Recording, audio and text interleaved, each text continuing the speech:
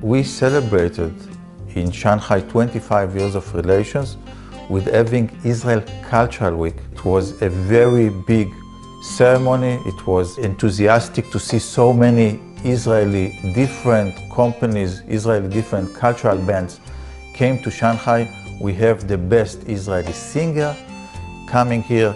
We have Israeli pianist, Israeli violinist, and the Israeli modern dance company. All of them came to Shanghai, and as part of it, we did in the Pearl Tower a very big ceremony. For us, it was a very big event that marked how close the relations today between China and Israel. This year is the first full year that I live here.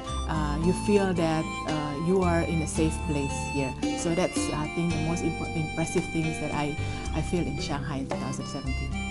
This year we organized Indonesia Week for the first time. A lot of people came, a lot of people joined, and a lot of people watched the Indonesian cultural event, come to taste Indonesian food, and also watch the fashion show and batik exhibition, as well as participate in Indonesia's investment seminar and tourism sales mission. So that's the most impressive thing for Indonesia about Shanghai this year.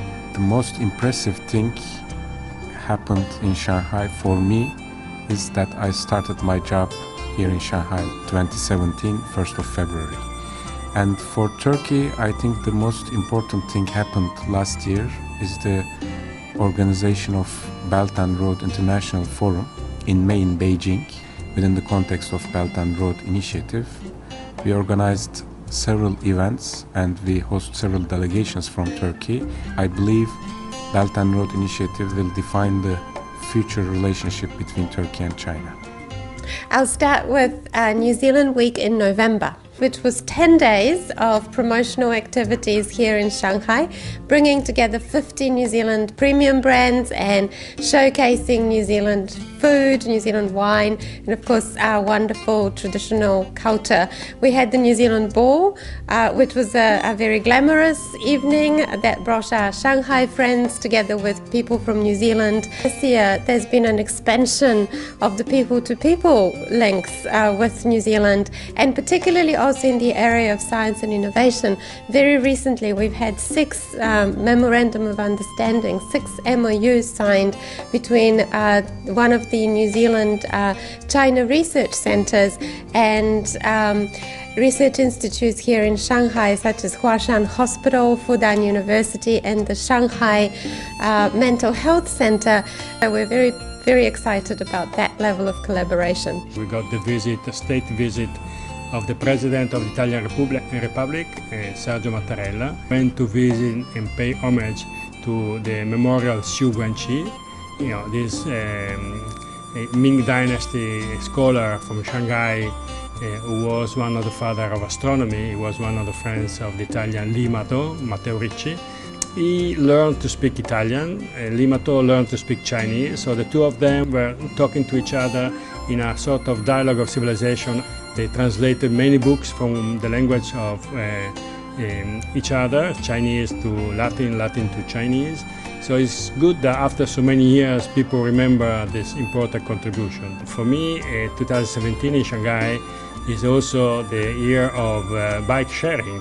And I like my bike sharing. I think for the government the most fun thing was to go back with the Mayor of Shanghai to the UK. Then Shanghai won the World Skills Competition, and we're going to be working very closely with Shanghai on the World Skills Competition in 2021.